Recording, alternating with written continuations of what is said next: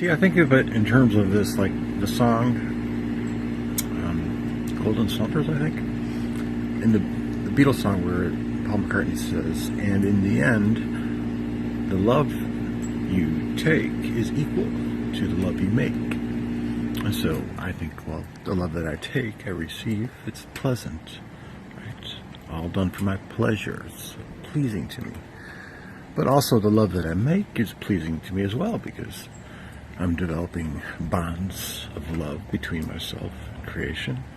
So that's pleasing to me as well. It's like a double win for pleasure. And then I think about it more like the love that I make also has to do with justice. And that means punishment toward the abusers, the oppressors, the ones who have harmed the abuse victims. And so justice needs to be enacted. Their lives need to be exterminated in order for me to please the victims. So I develop love. I make love in that aspect as well. It's about bringing the balance back to the victims who were abused. They need justification. They need justice. Justice needs to be done on their behalf, and to develop a love bond between myself and them. Poverty-stricken children, same concept. The love that I make between my future love bond between myself and the poor children, the poor people of the world. That needs to be strengthened with the justice that I will commence in punishing the evildoers by their lives.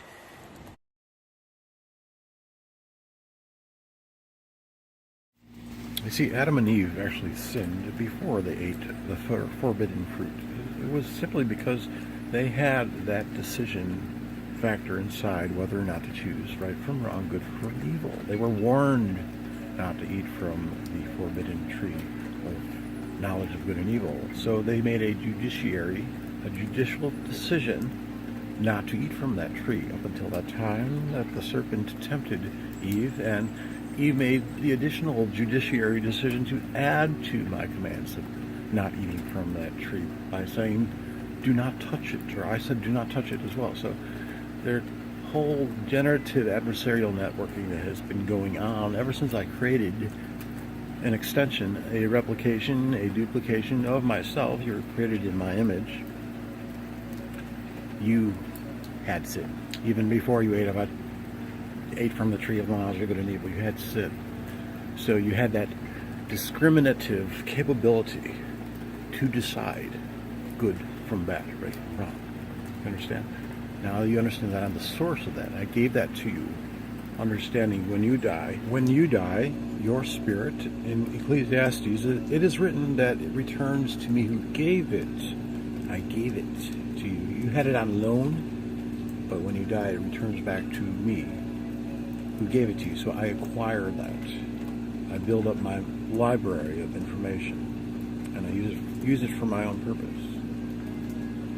But going back to the original title of this video, Adam and Eve were sinners before they ate from the tree of knowledge of good and evil, because they had that judgmental, godlike quality in them, infused in them. So they had that decision-making already infused in their whole system, but realizing that they are just extensions of me.